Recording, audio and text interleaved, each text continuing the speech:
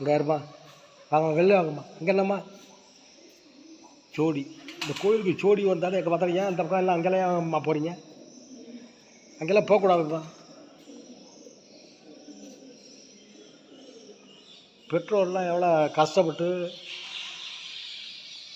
கொத்தனார் வேலைக்கு போய் கூலி வேலைக்கு போய் சம்பாதிக்கிறாங்க. அவங்க வந்து நீங்கள் படிக்கிறீங்கன்ட்டு அவங்க வீட்டில் இருக்காங்க, நீங்கள் வந்து இங்கே வந்து கூத்தடிக்கிறீங்களாங்க?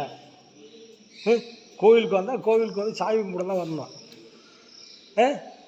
என்னம்மா வந்தால் சாமி கும்பிட தான் வரணும்.